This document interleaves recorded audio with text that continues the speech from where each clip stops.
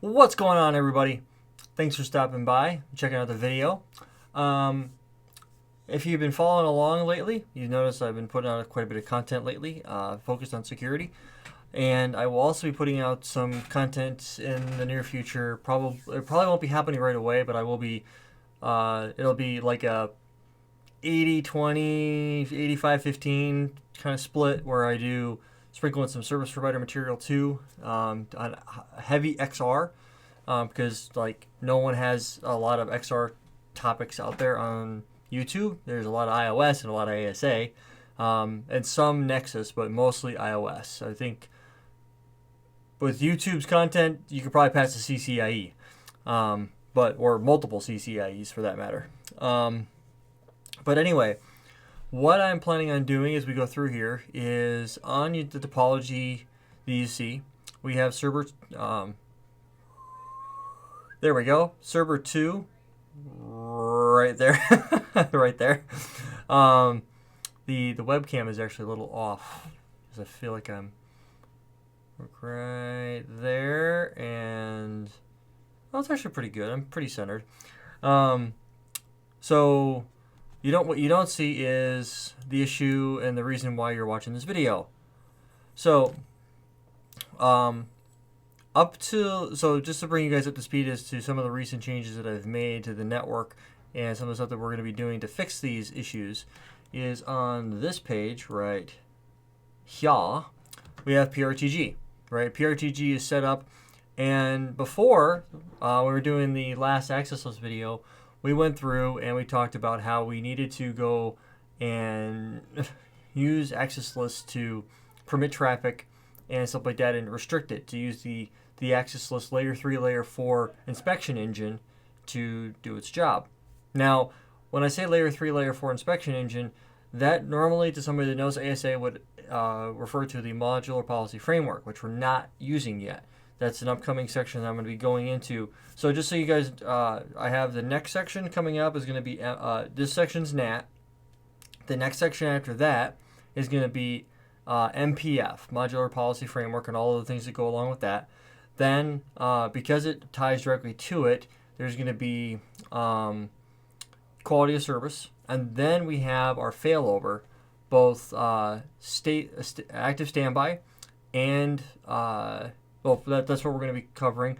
Then we will dive into multi-context mode for that, and then active failover, and then after that it'll be transparent firewall.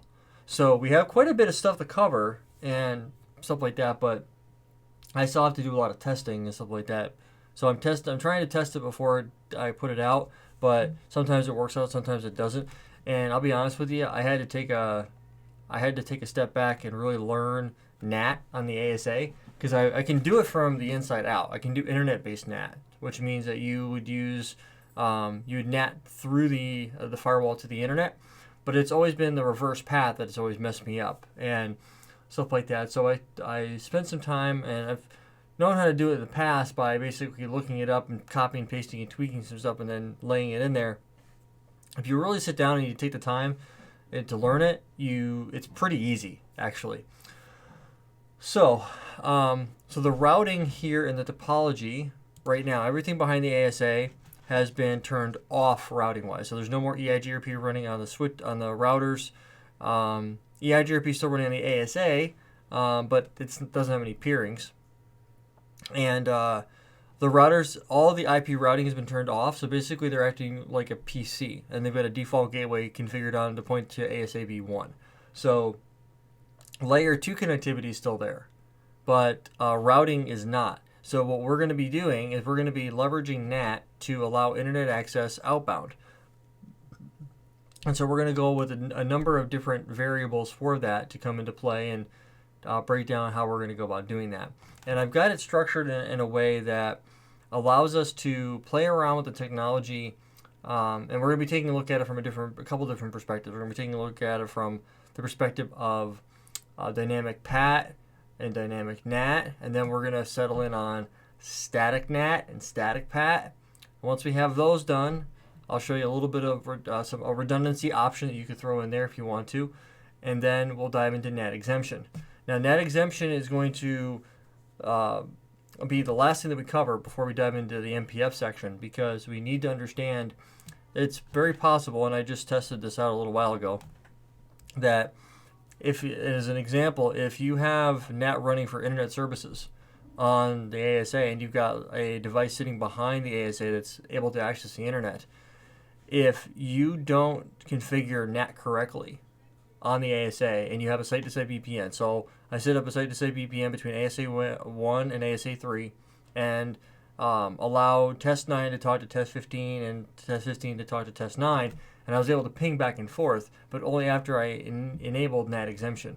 And we'll talk about that where we'll actually set up a VPN and walk through the process. But that's basically what ended up happening. So I need to really want to go over what the different types of NAT are real quick, just to put everybody on the same page, because we really need to understand what that looks like. Because if you don't have a solid foundation now, then you're going to have a problem later on down the road with how that all works. So you're not going to get any. Think of this kind of like a YouTube-based course where I'm just talking about the technology, but I'm not going to be just configuration. So there's going to be theory that's plugged into this as well. So I think I unplugged my. Yeah. Hold on a second. Let me go plug my pen pad back in.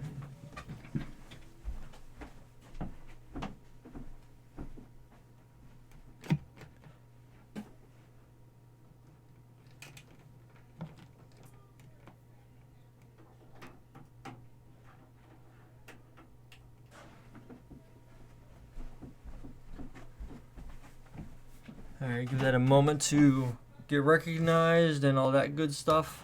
So let me go ahead and drag a pen over. There we go. There's that. See, it is the pen. Perfect. That's exactly what I'm looking for. Just make sure there's nothing applicable on my phone real quick. Okay, cool. So let's dive in. So there's, when it comes to NAT, network address translation, the reason I covered the material the way that I did was there will come a point in time when we get to deeper into NAT, when we're allowing traffic from the outside, like internet-based traffic, to talk to something behind the ASA, whether it's in the DMZ or in some other network or what have you, where you're going to need access lists. But we need to break down what those steps look like in order for it to actually make sense. So first and foremost, you have 3 different sections of NAT. You have the first section, which is considered manual NAT. Now, manual NAT, as the name implies, manual, is going to be something that you configure manually, obviously. But the idea here is it's going to take, this is for more advanced NAT configurations. So this is going to be where like NAT exemption is going to come into play. Where you're going to basically say, you know what, I don't want to NAT this traffic. I want to send it as it is. And I'll explain how that works and what that looks like in the NAT exemption video, because we actually have to create create a VPN and stuff like that. Now, the second one is actually considered to be auto NAT. Now, auto NAT is kind of a unique and newer. It's, if you've been dealing with ASA for a long time, you had the transition from the old style NAT with the global NAT entry and then some other variables, and you had to map the sequence numbers. All of that goes away here in this NAT version, where this is also referred to as object NAT, where you literally create an object, and the object defines either a subnet, a range of IPs, a host, an FQDN if you want to get fancy, and then you supply the NAT statement underneath it, and you call this, the flow from source to destination. And you can set this up as dynamic or static or what have you. And then we have the third, which is considered to be manual NAT after auto. So if you were to define after auto, we would put this in the third realm. So the way that I like to look at this is it's literally processed in this way down. It's the first one here is manual NAT. So this is the first NAT table that's checked. So think of it like 3 separate NAT tables. The very first one you have is the manual table. So in the example where we would have like a VPN configured between ASA 1 and ASA 3 to allow test 9 and test 15 to talk to each other, this is where you would configure that entry so that when traffic would have to go across the VPN, the first NAT entry it would find would be this entry. Then you could keep going down because it's going to match on the first entry. The first entry that traffic matches on is going to be the entry that's it's executed on. So in other words, that's going to be the address translation that occurs. So if you're doing internet-based NAT or anything like that where you're trying to allow, test 9 to talk out to the internet this way, then you want to configure something like AutoNAT. And that's going to be creating an object. That's going to be creating a NAT entry underneath that object to allow the communication. And we're going to talk about how that comes into play as we go along. And that's really, really important to understand because I know when I was configuring NAT, I banged my head against the keyboard for probably a solid 2 hours. I was like, why is this just not working? I was like, it's got to be, it's like, what's the deal? And then I did what I always do after I tried to learning by lab. I got smart and I did some research and realized that I was doing it wrong. And I would go, oh, well, that's obviously why it's not working. And so I simply humble myself every time I'm running into a problem. I don't see the value of banging my head against the wall for an hour.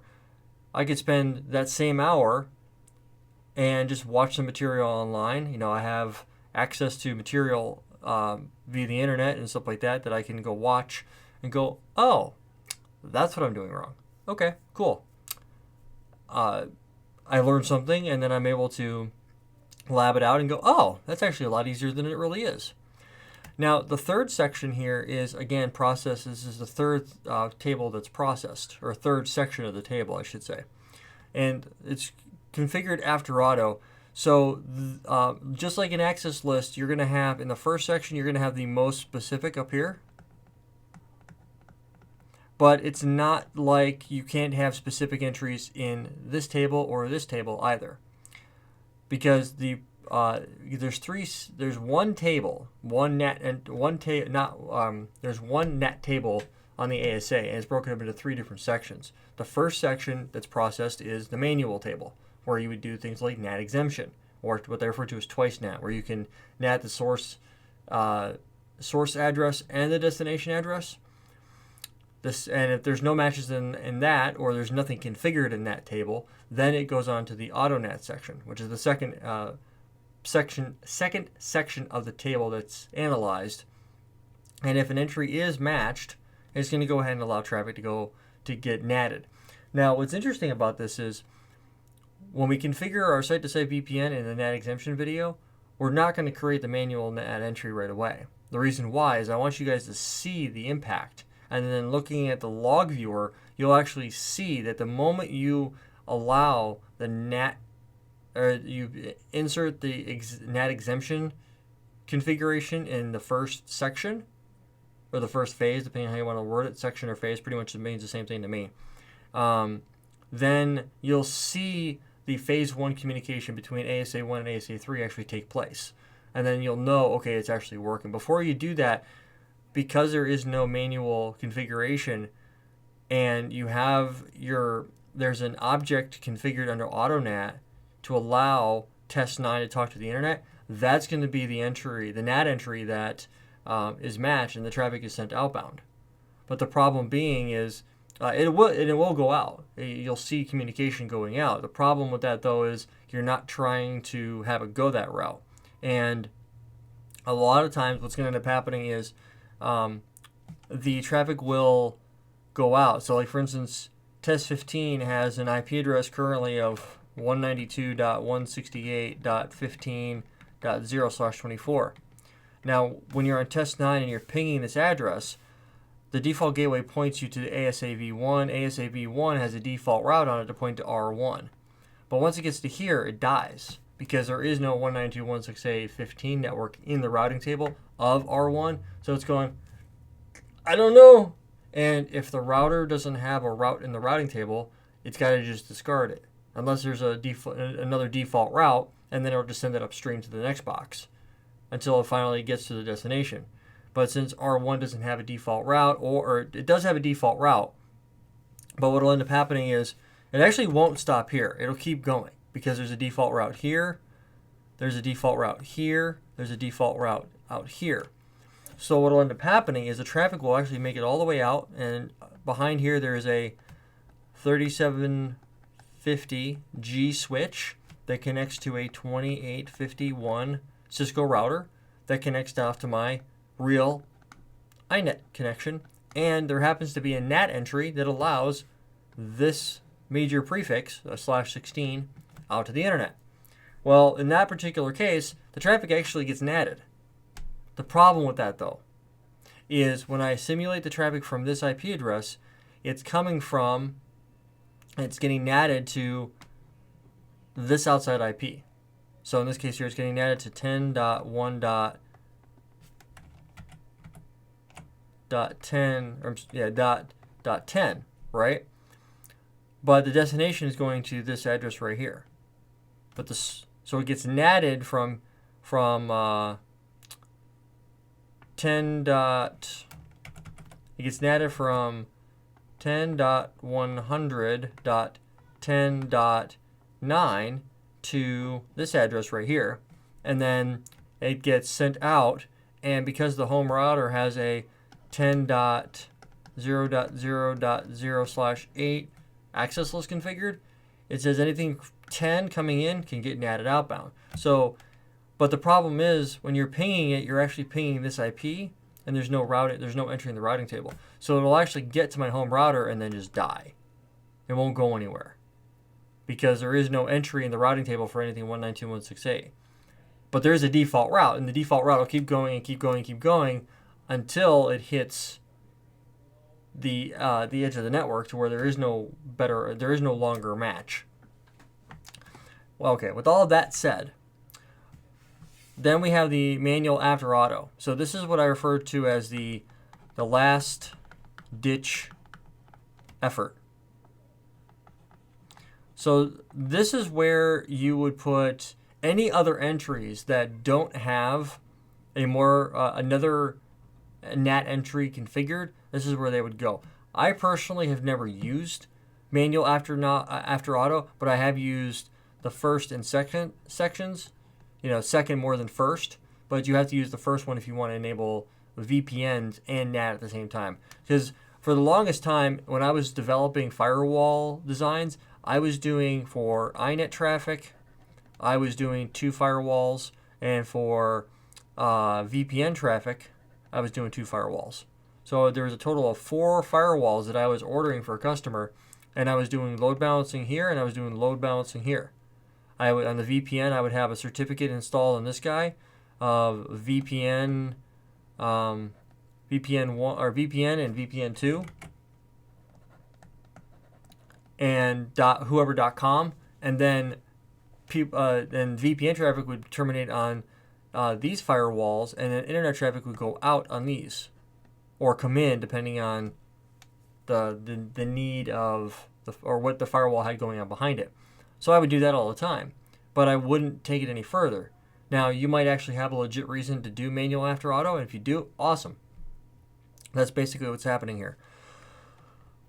So let's talk briefly about the different types of NAT and what they're trying to accomplish, because, it's kind of pointless just to know how to configure it if you don't know what the reason behind the different variations are.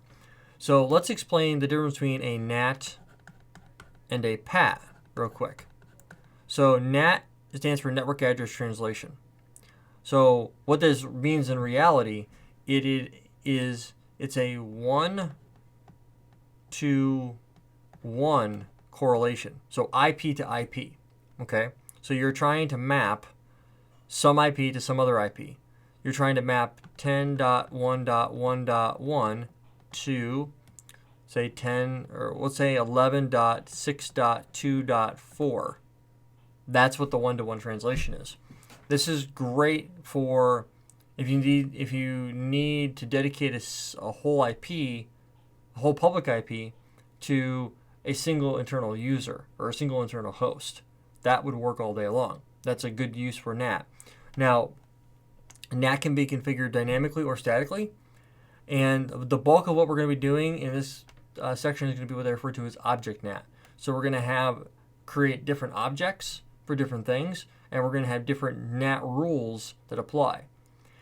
Now, PAT is port address translation, where you are trying to take, and maybe you only have a single public IP address. Like here at my house, I have a single public IP. And so I take and I say, you know what? I'm going to take and I'm going to NAT everything from 10.0.0.0/16 to 11.6.2.4.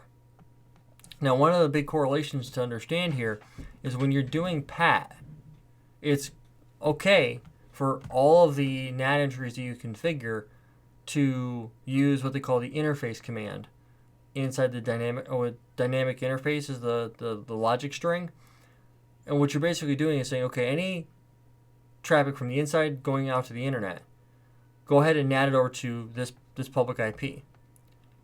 And that would work all day long for, then you could also do the 192.168/16 range. You could also do the 172.16/12. You could do all these ranges, all get back to the single public IP. Now, depending on how large your organization is and depending on how many potential individual TCP flows there might be from each node, on this box here, you would have a total of 65,535 TCP ports.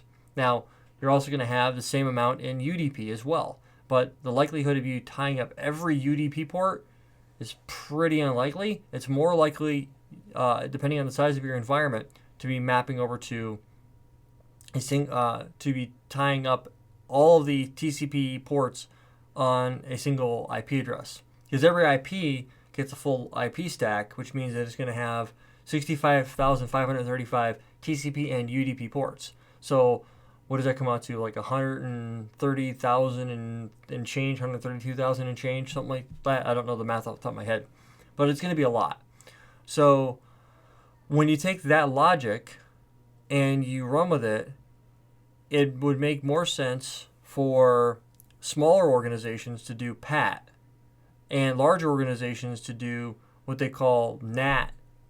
And but instead of mapping the NAT config to a single interface, so the outside interface connected to the internet, you map it over, assuming that you have the address space to use it. So if you have like a /29 or /28, this makes more sense because then here you've got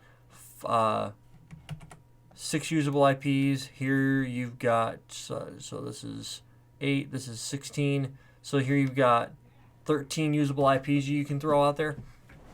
So you get a lot more flexibility in terms of options when you're talking about how NAT actually operates. Now, when we talk about dynamic NAT, in that respect, where you're doing an actual dynamic NAT and you're calling what they call as referred to as a pool of addresses. So you're going to be mapping anything in this address range. So anything, the RFC 1918 space over to, for the sake of argument, we'll type in, 1.2.3.1 through 4, or in this case here, we give it 3. So we give it a /29, and we say, okay, any private addresses that you have in your network, create a NAT pool create a network object that calls these 3 IP addresses. So 1.2.3.1 through 1.2.3.3. So it's going to be 1, 2, 3 addresses, and you're going to be able to take that range and run with it. And then you can apply that to the NAT so that anything RFC 1918, so 10/8, 172.16 through /12, and finally 192.168/16, you're all going to be able to NAT any of these addresses over to one of these 3 IPs. Now, when you're doing that, as you start to do it, there's not necessarily a round robin effect that comes into play here, but what should happen is as you go, from the testing I've done anyway, the IPs should be incremented individually. So it should go, and it should go 1, then to 2, then to 3, and then back to 1 is what the algorithm, from what I've read, that's how it should work. It doesn't always work that way, where you'll see an IP address just get randomly applied or bound, and then it rides that out. The cool thing about this is you're saying, you know what, I want to map an entire huge group of addresses to a small group of public IPs. Instead of you saying, I want to map everything in this group over to a single IP. It gives you that little bit of redundancy. If everything's tied up on this one IP, I still have this other area to play with. So it does give you some peace of mind is what's going on. Now, there's nothing wrong with doing that, and we're actually going to be testing that out. It's actually pretty easy to do. But the main driver that I want you to understand is what you're trying to accomplish with it. You're trying to accomplish a scaling mechanism that you don't have to sit there and go, oh, am I going to run out of IP addresses today on my outside interface? Well, gee Wilbur, I'm not really sure. So there's a lot of things that come into play when you start talking about how the back end comes into play and what your options are in terms of configuration and stuff like that. So I really want you guys to understand what it is that we're trying to accomplish here versus, I don't want anybody getting freaked out going, oh my God, I don't know what to do. There's not much in terms of complexity as much as there is in terms of just basic foundational understanding. If you understand the foundations of what the NAT process is doing, regardless of what direction the traffic is flowing in, you should be able to nail this down. Now, we've talked about traffic from the inside to the outside. Let's reverse it and go for traffic from the outside in. Now, traffic from the outside in is a little bit different and handled differently, because when you're talking about handling traffic, there's the process is slightly different, and you have to understand that. And there's a route then NAT logic. So you first have to get the traffic to the outside interface in order for the NAT process to kick in to actually do whatever it's needed to do, and then you NAT. Now, in the reverse order, coming back in, you actually NAT first, and then you permit with an ACL. Now you might say, well, why does it care? I thought the security levels have nothing to do with the direction, or have nothing to do with a NAT when access lists are used. Well, that's partially incorrect. And the reason why it's partially incorrect is because the global ACL kicks into play, and the global ACL will say, you know what, the implicit deny any logic, so that the security level configuration is actually enforced, so that traffic from a low security level like 0 to a high security level like 100, traffic can't pass this way. It'll be blocked. Now, if you were to permit IP any in the global ACL, the traffic would be allowed to go through. And we demonstrated this when we talked about that. Now, the reason why this was okay was because we were routing. So when we were doing the routing before, we knew that the 10.100.10.0/24 network and the 20.0/24 network were sitting behind ASA 1. We knew that from the routing. We just had to create an ACL to allow the traffic through. Because from the outside in, the firewall was still blocking the traffic. So we created an ACL that says, you know what, it's okay. That logic of the connection table still comes into play here. If you didn't already have an existing flow in the connection table, you're not going to allow an unsolicited ask or server 12 or server 2, sorry, going out to the ASA and trying to get out to the internet. Or let's say even just trying to ping this IP address right here. If I try to ping that IP address, what will end up happening is it's got to get translated somehow. And if you're doing dynamic NAT, you can do that. But if you're going through and you're doing natting, that's an inside to outside request. So a high to low. But let's say you're coming from VIOS and you're trying to open up a telnet connection to the server. Or maybe you're, what have you. You're trying to connect with it. So you want to just ping it to see if it's there. Well, because that's a 0 to high security level, it's not going to work. And even though the security levels don't technically come into play, they're still there. But you need to create, anytime you're doing outside to inside or outside to DMZ or outside to any other more secure network, there must be an access list that allows the traffic to come through. Because the first thing that happens coming inbound from the outside is NAT happens first and then ACLs happen second. So you have to permit the traffic through the firewall and go from there. Now, that's not a terribly difficult thing to do, and there's some pretty easy access lists you can create to make that happen. But that's the core competency here.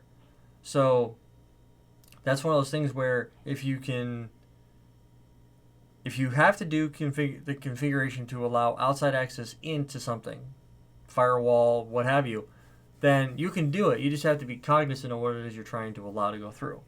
So that's basically what's happening here. So that's the nitty-gritty of the aspect of it. So what I'm going to go do in the next video is I'm going to go and configure some basic NAT where we're going to we'll do a NAT first, and then we'll do a PAT. And the reason why I want you guys to see this is because, actually, I'm sorry, I'll do it the other way around. I'll do a PAT first to the interface, the gig 00 interface, all NAT, internal traffic, so inside traffic, and VLAN 30 to the outside interface of ASA 1. That will allow us to get that piece working. We'll then take a look at it with the static variation of that and see how that comes into play. Or if you have a pool of addresses, how that would look. So that's how we're going to go forward in the next video. And then we'll get to the static. We'll cover that. So I've blown away the access list. I've blown away the NAT. I've blown away every configuration that was there before that. So it'll be a raw config. Things might not work exactly the first time I go through them. Hopefully they will. Until next time, guys, take it easy.